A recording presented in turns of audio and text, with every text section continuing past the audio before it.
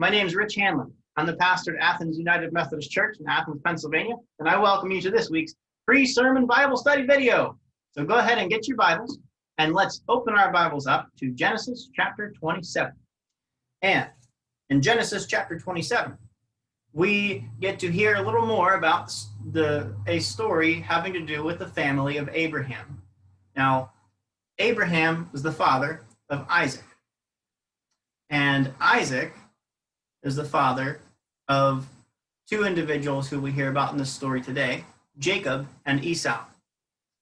Now, when we read the stories in the Bible, we come across a saying, the God of Abraham, Isaac, and Jacob.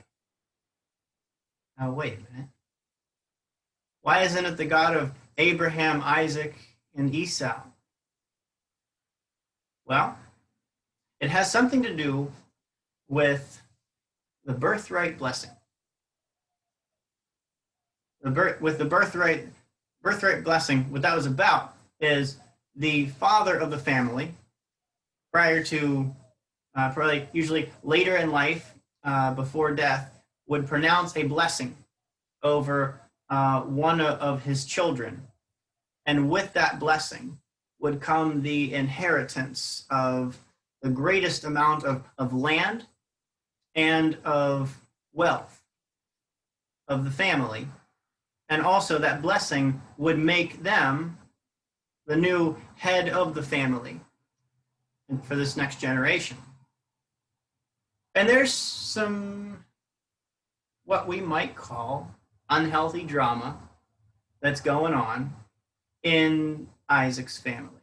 See, Isaac and his wife Rebekah have two sons in this story that are talked about.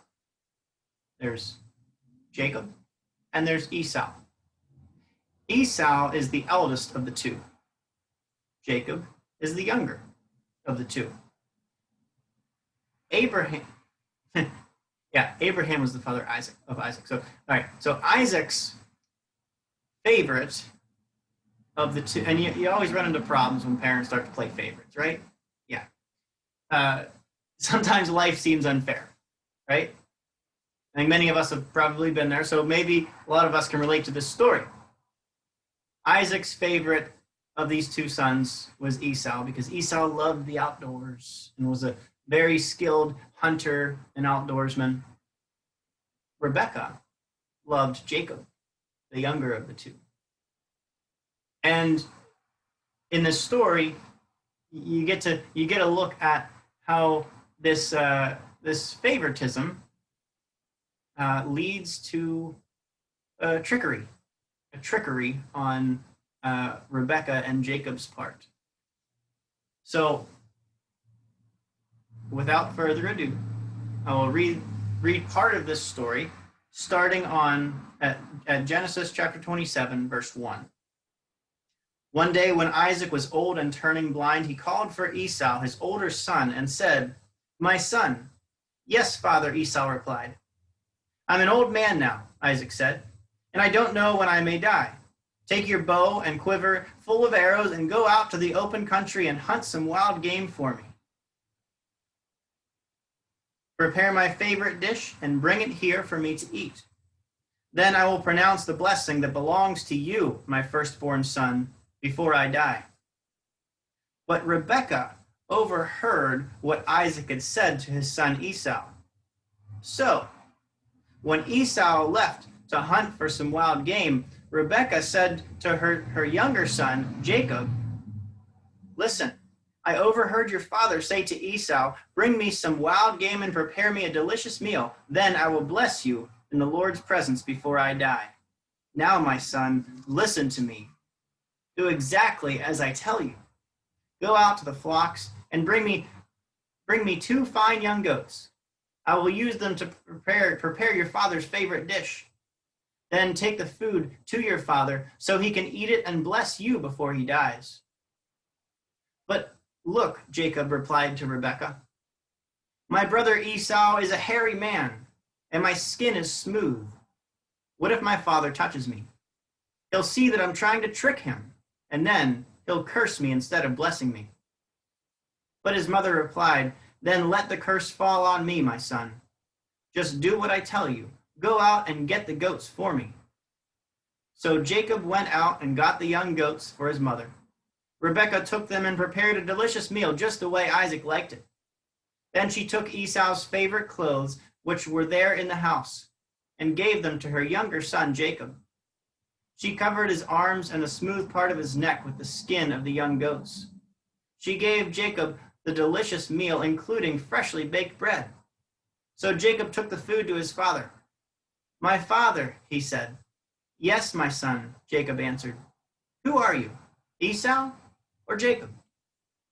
Jacob replied, "It's Esau, your firstborn son. I've done just as you told me. Here's the wild game. Now sit up and eat it so you can give me your blessing." Pause in the story. And at this point, Isaac kind of puts Jacob to the test and says, "Come closer, let me feel you." And he feels Jacob's skin, and of course Rebekah has put the goat fur on him, and so it feels coarse and hairy, and so Isaac is tricked by that, and then Isaac asks Jacob to come closer to him so he can smell him.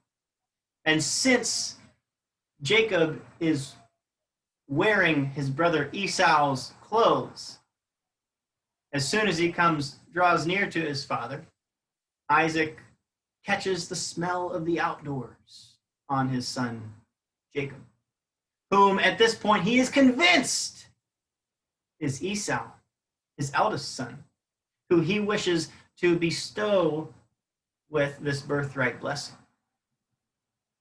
So Jacob receives Isaac's blessing. Rebekah and Jacob's plan of trickery worked. And so then this story continues with verse 30. As soon as Isaac had finished blessing Jacob, and almost before Jacob had left his father, Esau returned from the hunt. Esau prepared a delicious meal and brought it to his father. Then he said, "Sit up, my father, and eat the wild game so you could give me your blessing." But Isaac asked him, "Who are you?"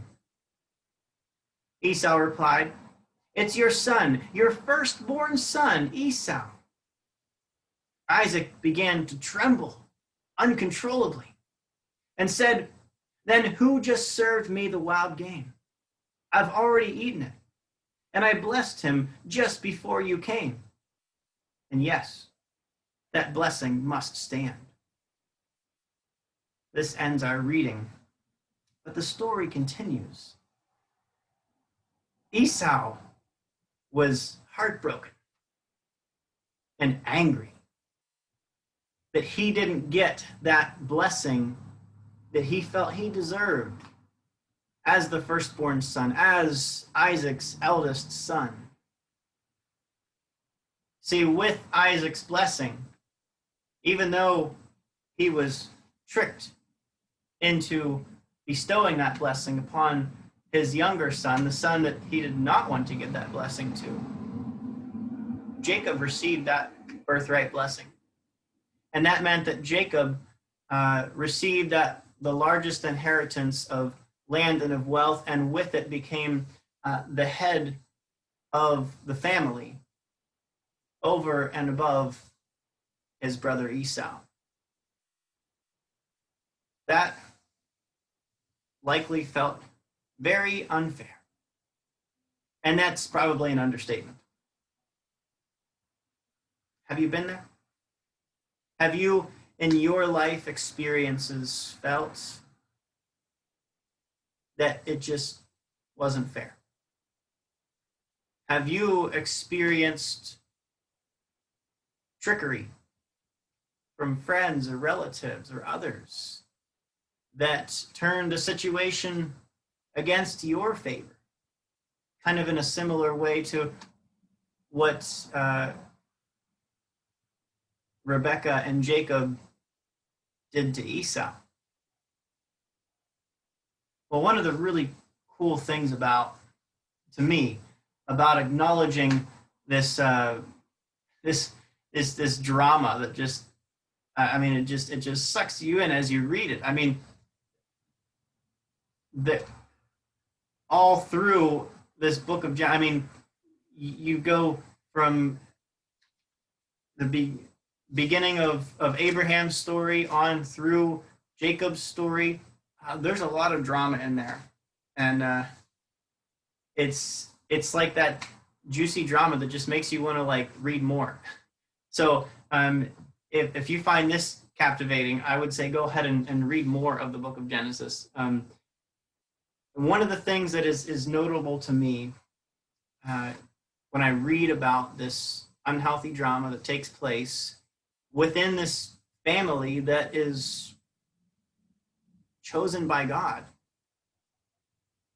to be a blessing to the world. It says to me that whatever unhealthy drama and trickery that may be orchestrated against us or that we orchestrate in this world, none of it causes God to love us any less. And God is somehow able to work through that.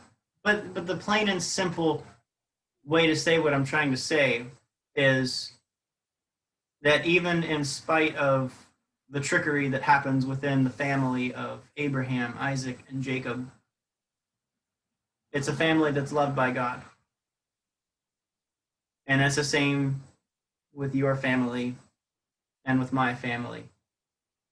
And for all of us as part of the church family. Because the church family is also a family that is not without some unhealthy drama from time to time. Isn't that right? But we can take confidence and have assurance that we're still loved by God. We're blessed by God every step of the journey forward. So that's all I have to say about that for this short pre-sermon Bible study video. I hope that you found some meaning, some significance in this reflection, and I hope that you will consider joining us for Sunday worship this Sunday. Now, Sunday, 10 o'clock a.m. is a very special worship experience because we're going to be outside in the great outdoors, weather permitting, as long as there's sun and not rain. Well, if there's clouds, we can deal with that. As long as it's not raining, we'll be in the yard next to the church building, outside. And so while indoor capacity is limited to 25, outdoor capacity is limited to 250. I think we have room for you. So if you'd like to come on over, of course, bring a mask. So you can wear a mask during the service. We'll space ourselves at least 6 feet apart from the nearest person. Bring your lawn chair and come and join us for worship on Sunday morning. Like I said, Sunday morning, 10 o'clock, I will see you outside church. Okay, thanks for joining me, and I will see you next time, or on Sunday. Maybe both.